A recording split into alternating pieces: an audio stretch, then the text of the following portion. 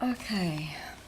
We'd presented all of the HRLTPs separately at curriculum meetings, and teachers had had the opportunity to trial them in their reading sessions. But there was still a lot of discussion about how, and questioning about how they would fit together into a lesson or into a weekly program. So the decision was made that learning leaders would model reading sessions, and Maria demonstrated for the Prep to Grade 2 teachers, and I did the same for Grade 3 to 6. And teachers commented that these sessions were very helpful. In the meantime, Maria and I had been attending numeracy training with Peter Sullivan and had heard about the Japanese lesson study model for learning improvement.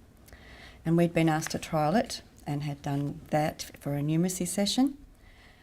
We thought that it might be a good idea to apply the same approach for literacy. So to continue the peer observation strand of our implementation plan, teachers were given two choices: the literacy walk or the Japanese lesson study model, and they opted for the latter, and they were expected to work with their partner to plan literacy sessions for the HRLTPs, and the expectation was that they complete 2 peer observation cycles in a term. They worked well, and the teachers gained a great deal of confidence from them. And as you'll see from the audit that we'll talk about later on, this is a feature that the staff want to continue. And that fits in really well with the Triads program that will continue next year. Very good. Okay, so now 2009, and of course John came to visit us at the end of term 1. And our primary question was, we've introduced the strategies at this stage, where to next? So these are some of the things that John suggested to us. He suggested that a move to automisation, so that the children, they show what they know. He talked about making sure they could articulate what they knew, and that they were able to had embedded it and use it, as I said before, across a range of texts. He also suggested further analysis of the 2008 NAPLAN data. We'd already analysed it in terms of skills that each question assessed and the frequency of each type of question. We, of course, compared our school data with state data. We looked at what reading skills were required by the students, and we had made inroads into discussing and working on improving what we needed to do to improve comprehension. And we also analysed possible reasons why students gave incorrect responses.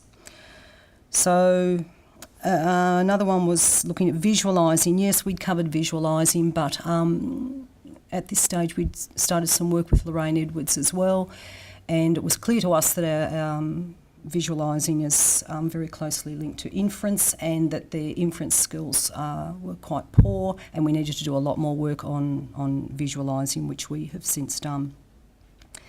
The importance of speaking in sentences with our children's such a high ESL cohort. Often their responses are single words or a phrase or two.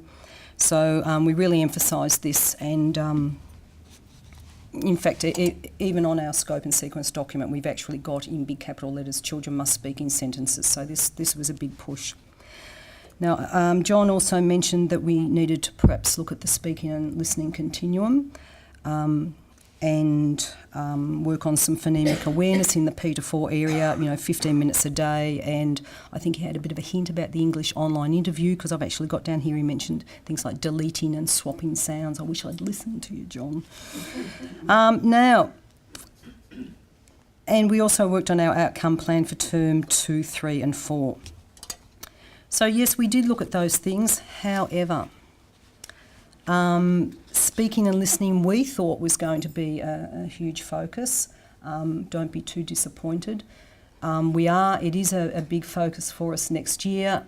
When we spoke to staff, they felt that they would rather look at the writing process as well. They were seeing the links between reading and writing, and they wanted to move into the writing process. So we've got speaking and listening on the back burner for the moment.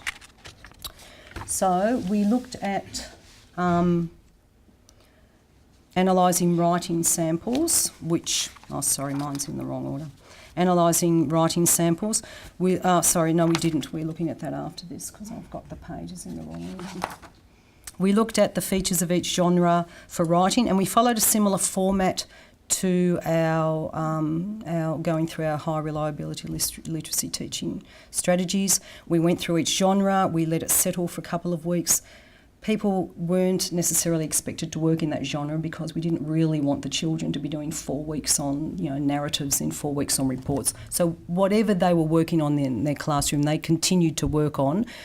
And then we reported back after each session, after they'd worked on it for those few weeks, whatever it was, we reported back on that and shared that. So we actually covered, over the school, we covered all the genres over that term.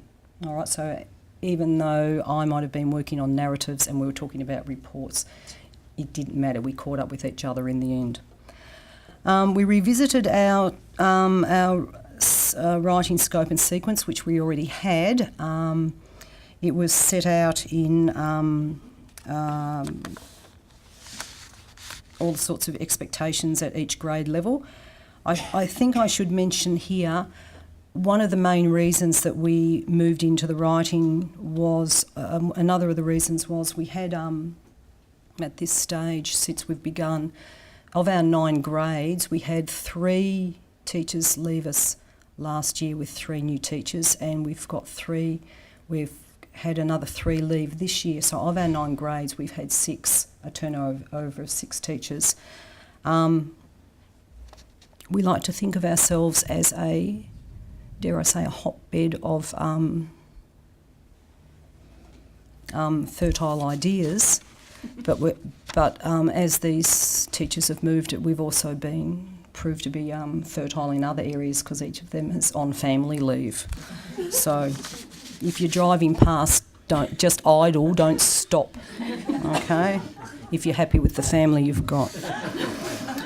All right, back to it. So, as well as revisiting the scope and sequence, we also produced a folder of samples of the genres for people to refer to, and people they've told us how much they enjoyed revisiting all those revisiting the genres and putting that folder together, and they use it constantly.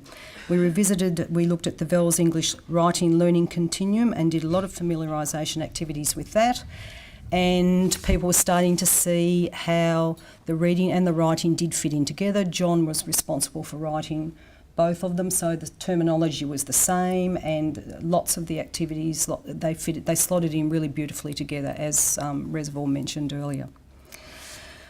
Then we realised that we needed to do a fair bit of work on moderation across the school. Previous to that, we'd been moderating in teams, but of course our team was 2 people. It's not a big team. You're not getting a huge mix of ideas. So we began to moderate across the school, which was fantastic. It was also really good because 3 of our new teachers over the 2 years have most of their experience has been in England. One has trained in Queensland but worked for 8 years in England, so she's not up necessarily with our VELS, and the other fellow is actually born and bred in England. So in fact recently he came over here to get married. He recently got married in a hut. A hut. He flew in by helicopter to Craig's Hut on the mountain. We've seen the photos. So you can see we had to do it. That's why we were looking at doing a fair amount of this work together, and it was very important because we were quite scattered in terms of our experience and our knowledge and those sorts of things. So we did a lot of moderating with our writing. There was a big focus on the writing analysis. We used Lorraine Edwards' documents for that. They were fantastic. And this led to an implementation of a pre-test and a post-test structure in the grade 3 to 6 area.